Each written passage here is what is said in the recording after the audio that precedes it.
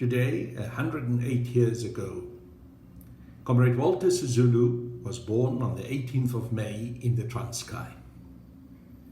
He came from humble beginnings, but pulled himself literally up by his own shoestrings to become a prominent business leader and one of the greatest revolutionary leaders of our lifetime. Comrade Walter was known as someone who believed in collective leadership, who never believed in his own individual positions and individualism as such. I've often heard him say, "I am not made by myself. I have been made by the African National Congress."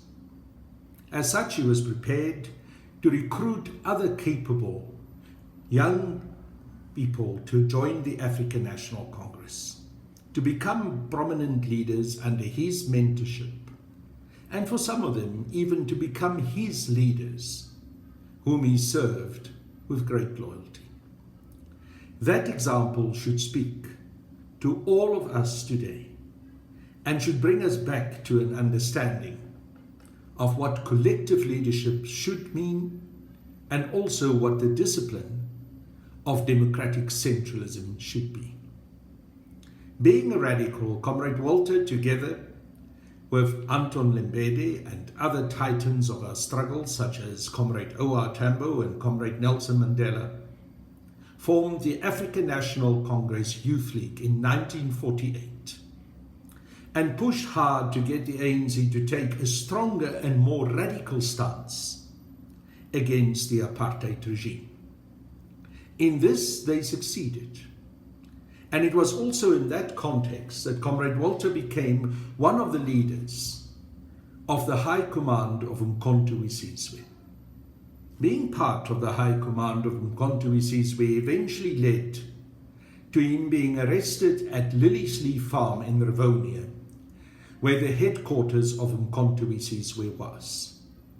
Together with the other Rivonia trialists, he ended up being sentenced to 3 life sentences, which they had to serve on Robben Island.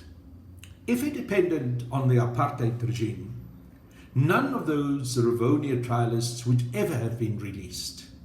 They were meant to die on that island. But their spirit never wavered. Their commitment stayed strong. And finally, Comrade Walter and the other Rivonia trialists were released. They were able to take up positions within the African National Congress as leaders again and to serve our people. Comrade Walter gave us a particular example of selfless leadership when he was asked by the ANC at the ANC's first conference after he had been unbanned by the old apartheid regime, which was held in July 1991 in Durban. It was the 48th conference, to become the deputy president of the ANC. He was no longer a young man.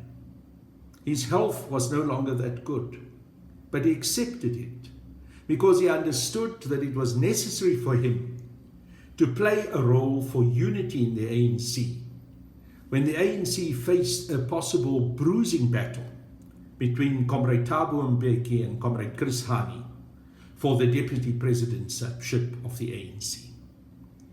In the period that Comrade Walter served as deputy president of the ANC, despite his age, he was often the first member of the senior leadership of the ANC to arrive at the then Shell House, and the last one to leave.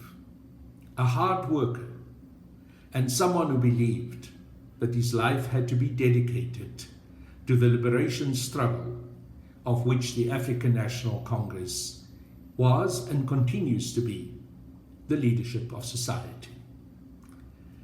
I had some very warm personal experiences with Comrade Walter.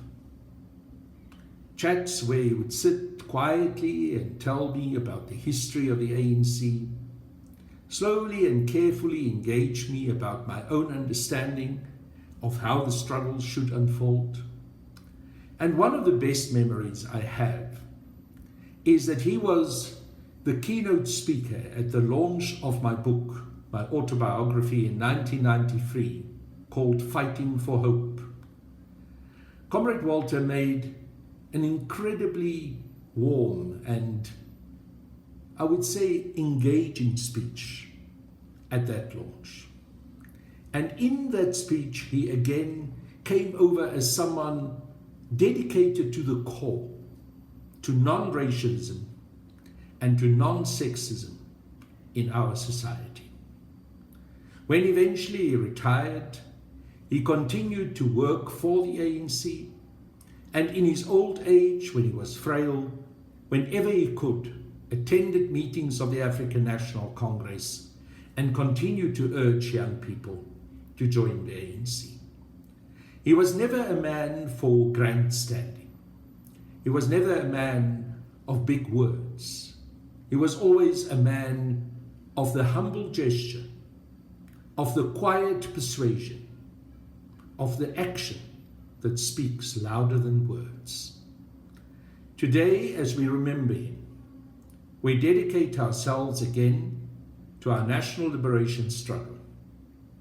And we ask ourselves where we've gone wrong, that so many of those amongst us no longer emulate this example of one of our greatest leaders. That so many of us seem to be more in the pursuit of wealth and of self-aggrandizement rather than selfless leadership, which Comrade Walter shared and gave to us in such a wonderfully humble manner. See you tomorrow.